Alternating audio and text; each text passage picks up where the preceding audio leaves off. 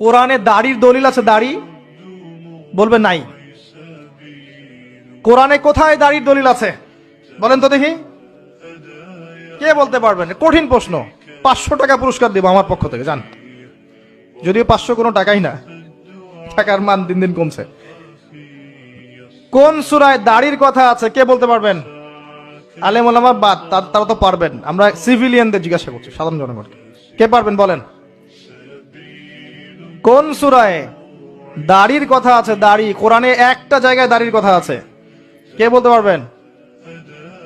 দেখছেন, আল কোরআনের আলো ঘরে ঘরে যা আলো, তাই না?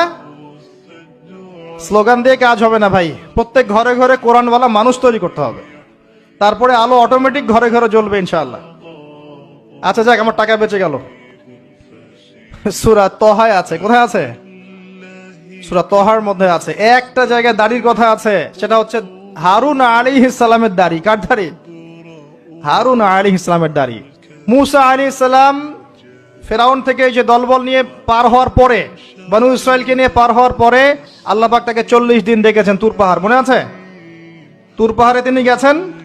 এই ফাঁকে বনু ইসরাইল শিরক করা শুরু করেছে, এই যে বাছুর পূজা শুরু করেছে, মনে আছে? পড়েন নাই কখনো? বাছুর পূজা শুরু করেছে। মুসা আলাইহিস সালাম তাওরাত নিয়ে আসছেন, এসে দেখছেন যে কওমের এই অবস্থা, তিনি রাগে তাওরাত ছুঁড়ে মারলেন। তিনি প্রচন্ড ব্যক্তিত্ব সম্পন্ন মানুষ ছিলেন, গায়রতওয়ালা, রাগে তাওরাত ছুঁড়ে মারলেন। এবং এসে এই যে হারুন আলাইহিস সালাম যাকে রেখে গিয়েছিলেন যে কওমকে দেখাশোনা করবে, তার দাড়ি চিপে ধরলেন। তুমি থাকতে এরা এই অবস্থায় গেল কিভাবে? এক হাতে দাড়ি, এক হাতে চুল চেপে ধর, তুমি থাকতে এই অবস্থা হইল কিভাবে? সূরা তহা পড়ে দেখেন।